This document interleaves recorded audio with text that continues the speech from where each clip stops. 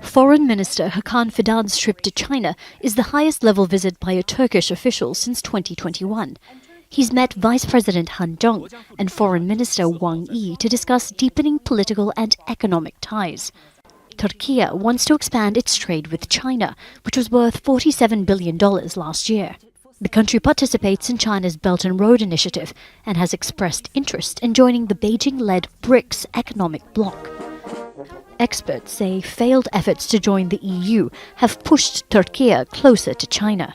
Because of the relative cold shoulder from Europe, the regional issues where Turkey and Europe maybe do not see eye to eye, the way Turkey and China do, and that China is an economic opportunity, the only country perhaps willing to invest in the kind of infrastructure that Turkey is seeking.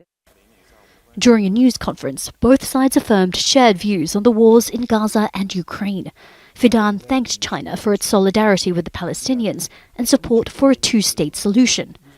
But one issue where the two countries have not always seen eye to eye is the treatment of the Uighur people in China's northwestern Xinjiang province. In 2009, Turkish President Recep Erdogan called Beijing's treatment of the Muslim minority a genocide. After meetings in Beijing, Hakan Fidan flew to the cities of Urumqi and Kashgar in Xinjiang. His is the highest profile visit by a Turkish official there since 2012.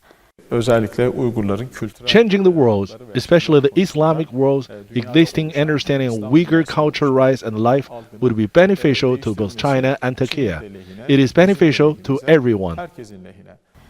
Some say Ankara hasn't done enough to condemn China's repression of the Uyghurs and the mass detention of potentially millions in re-education camps, what Beijing refers to as vocational training centers.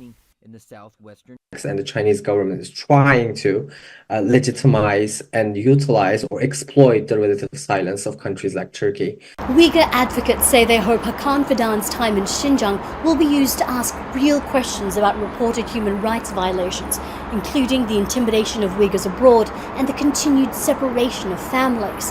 But some fear Turkey is choosing to turn a blind eye to the issue in exchange for economic benefit. Katrina, Al Jazeera, Beijing. Make sure to subscribe to our channel to get the latest news from Al Jazeera.